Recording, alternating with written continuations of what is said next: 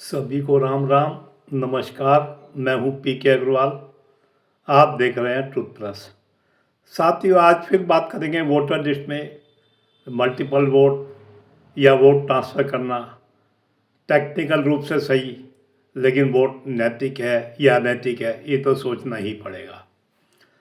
अभी हाल में हमारे सामने कुछ नाम आए हैं कि कुछ लोगों ने दिल्ली में वोट दिया है फरवरी में, और अब वो नवंबर में बिहार में भी वोट दे रहे हैं।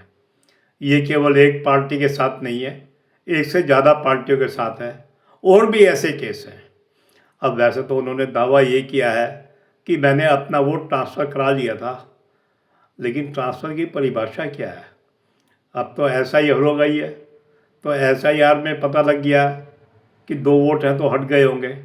लेकिन अगर आपने ट्रांसफ़र भी नहीं कराया और नई जगह वोट बनाया तो पुरानी जगह से तो आपका नाम हटता नहीं है ना। ऐसा तो हम जान चुके हैं। अब ये कैसी बात हुई? आपने फरवरी में दिल्ली विधानसभा चुनाव में वोट डाला, अब नवंबर में बिहार में विधानसभा चुनाव हो रहे हैं, आप वहाँ भी वोट डाल रहे हैं। ये तो हमारे वोटर लिस्ट की खामियां हैं, ये तो हमारी चुनाव प्रणाली की खामियां हैं। भाई, आप कह सकते हैं टेक्निकली उस आदमी ने एक जगह वोट डाला, लेकिन क्या ये सही है कि हर 6 महीने में वोट ट्रांसफ़र करा लो और 5 साल में 8-10 वोट डाल दो? यानी 5 साल में एक विधानसभा के बजाय आप 8-10 विधानसभा में वोट डाल दो। अब टेक्निकली सही है, ये बात मान ली, लेकिन क्या ये नैतिक भी सही माना जाएगा? क्या ये वोटर नैतिक माना जाएगा? क्या उसका वोट नैतिक माना जाएगा या अनैतिक माना जाएगा? ये आप तय करें। अब सवाल ये है, इसका उपाय क्या है? इसकी जिम्मेदारी किसकी है? निश्चित रूप से इसकी जिम्मेदारी मैं केवल एक पर नहीं, चुनाव आयोग पर नहीं, मैं सरकार पर भी डालूंगा, विपक्ष में भी डालूंगा।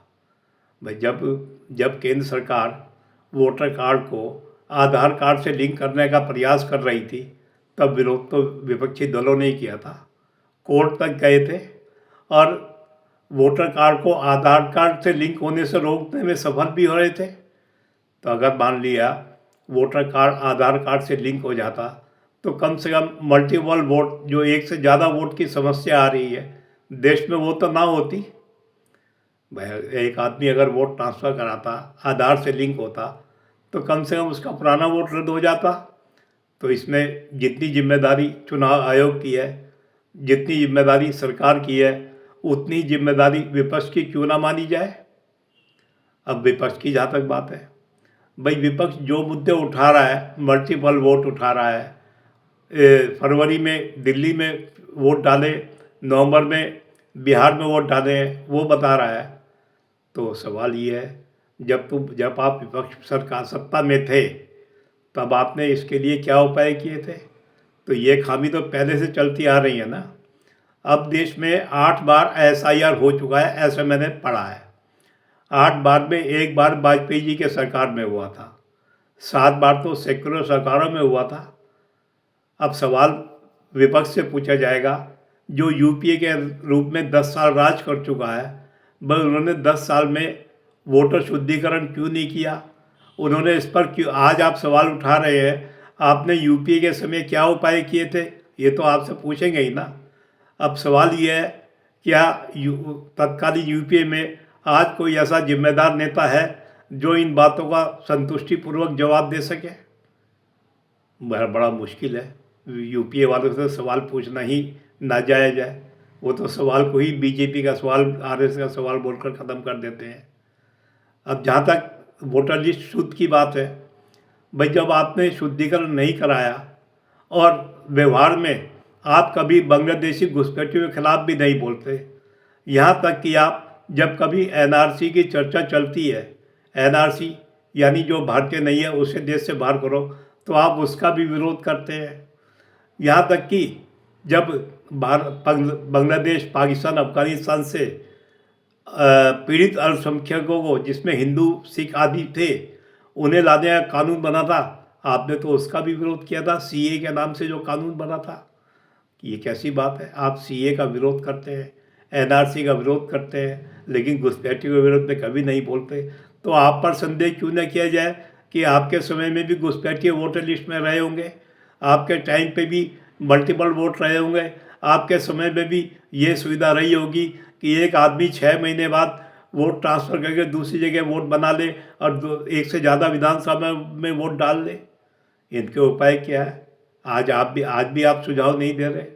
मैं तो सरकार से आग्रह करूँगा कि इस बार सख्ती से आए, वोटर कार्ड को आधार से लिंक करें, और जहाँ तक जब तक वन नेशन वन इलेक्शन नहीं हो रहा, वहाँ एक निश्चित करें कि एक आदमी का वोट, अगर यदि किसी विधानसभा चुनाव के समय उसका वोट वहाँ रहा है, कम से कम 3 या 4 साल तक उसका वोट ट्रांसफ़र ना हो, यानी वो कम से कम 3 या 4 साल तक दूसरी जगह वोट ना डाल पाए।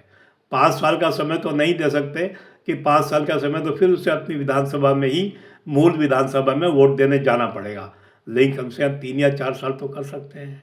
अब जहाँ तक विपक्ष की बात है, अब सरकार एक प्रस्ताव ला रही है, वन नेशन वन इलेक्शन। अब one nation one election in समस्याओं का समाधान कर देगा, निश्चित रूप से समाधान कर देगा कि जब सारे चुनाव एक साथ होंगे तो एक से ज़्यादा विधानसभा में वोट डालने की संभावना खत्म हो जाएगी। लेकिन विपक्ष तो इसका भी विरोध कर रहा है। हालांकि व्यक्तिगत रूप से मैं भी एक वन नेशन वन इलेक्शन का समर्थक नहीं हूँ। मैं तो सरकार को सुझाव दूंगा कि लोकसभा चुनाव करा लें और 2 साल के बाद और 3 साल के अंदर, यानी 2 से 3 साल के बीच सारी विधानसभाओं के चुनाव हो जाए। भाई ऐसा है, विधानसभा का चुनाव जनता का बैरोमीटर भी तो होता है। यदि सरकार से जनता असंतुष्ट है तो वो कम से कम अपने को प्रकट तो कर सकती है। सरकार भी यदि गलत नीतियों पर चल रही है, सुधार तो ला सकती है। तो मैं तो सरकार को ऐसा सुझाव दूंगा। और जहाँ तक विपक्ष की बात है, निश्चित रूप से विपक्ष से मैं ज़्यादा आशा नहीं करता, वो विरोध से आगे नहीं चल पाता, उसके पास कोई रचनात्मक सुझाव नहीं है।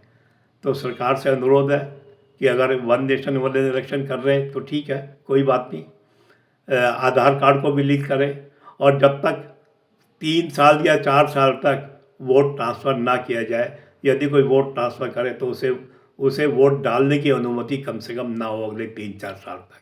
जिससे ये जो वर्तमान में हुआ है, हर 6 महीने में वोट ट्रांसफ़र किया और उसके बाद दोबारा वोट दिया, ये अनैतिक, मेरे नज़र में ये अनैतिक है। तकनीकी रूप से भले ही सही हो, लेकिन ये अनैतिक है। 5 साल में एक से ज़्यादा विधानसभा में वोट डालने का अवसर देना, ये भेदभावपूर्ण है। तो आशा है वीडियो आपको पसंद आया होगा। वीडियो पसंद आए तो वीडियो को लाइक करें, शेयर करें, चैनल को सब्सक्राइब करें। फिर मिलते हैं अगले वीडियो में, तब तक के लिए धन्यवाद।